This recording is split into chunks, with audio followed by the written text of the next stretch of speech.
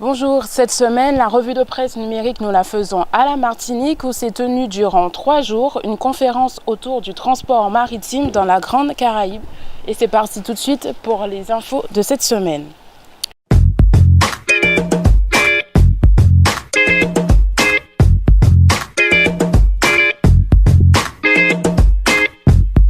Et on commence tout de suite cette revue de presse numérique avec la hausse du carburant qui ne passe pas en Guyane. La hausse du samplon le 1er mai dernier fait grincer les dents en Guyane. Le prix du samplon dans le département a atteint la barre symbolique de 1,70 € en prenant 12 centimes d'augmentation, son plus haut niveau depuis 2014. Une hausse qui a provoqué la colère des socioprofessionnels et une passe d'armes entre la collectivité territoriale de Guyane et le préfet.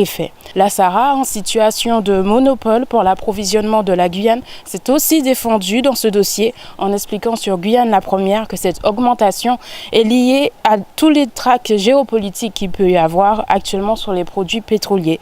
Les coûts de raffinage et de logistique de la SARA restent inchangés.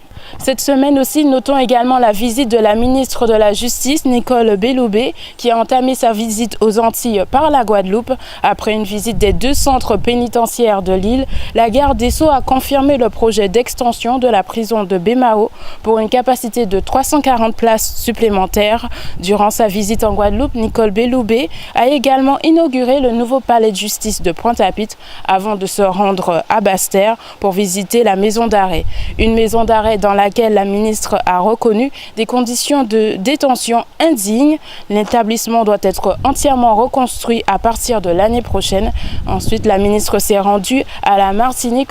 Retard en perspective pour la livraison de la nouvelle route du littoral. Le tribunal administratif de Saint-Denis a suspendu lundi les arrêtés d'exploitation et de défrichement de la carrière de Bois Blanc. La mairie de Saint-Leu et des associations écologistes avaient saisi la justice en référé, dénonçant les nuisances importantes pour la population, les atteintes graves à l'environnement. Le tribunal a reconnu le risque d'une atteinte grave et immédiate et souligne que le projet de la nouvelle route du littoral se caractérisait par l'absence d'une réelle réflexion sur les moyens d'approvisionnement à mettre en œuvre pour réaliser la partie digue de l'ouvrage. Si pour le quotidien de La Réunion, le chantier de la nouvelle route du littoral est stoppé net, le journal de l'île de La Réunion parle d'une catastrophe. Cette décision entraîne un retard de plusieurs mois du chantier titanesque de cette route en mer devant relier le nord à l'ouest et évalué à près de 2 milliards d'euros et dont la livraison est désormais envisagée vers 2025 au lieu de 2022. En Polynésie, la problématique du diabète est prise à bras-le-corps. Définie comme le défi vital pour le pays, le Conseil économique, social et culturel a décidé de se saisir de cette question. Cette maladie chronique coûte environ 10 milliards de francs pacifiques à la Caisse de prévoyance sociale, précise Tahiti Info.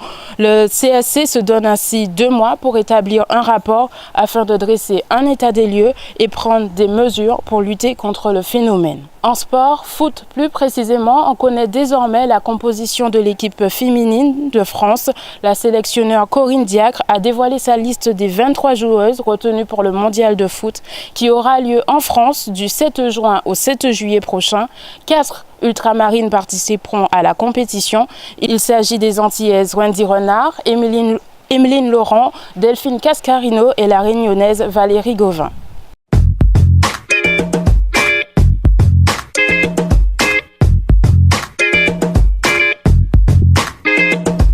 Dans vos points de presse cette semaine, vous pourrez lire ainsi dans le Mayotte Hebdo un dossier consacré sur le Ramadan qui débute ce dimanche 5 mai. L'hebdomadaire se penche sur l'organisation économique des distributeurs, mais aussi l'organisation du temps de travail lors de cette période. Vous pourrez également retrouver des témoignages de Mahorais musulmans qui ont fait le choix de ne pas jeûner.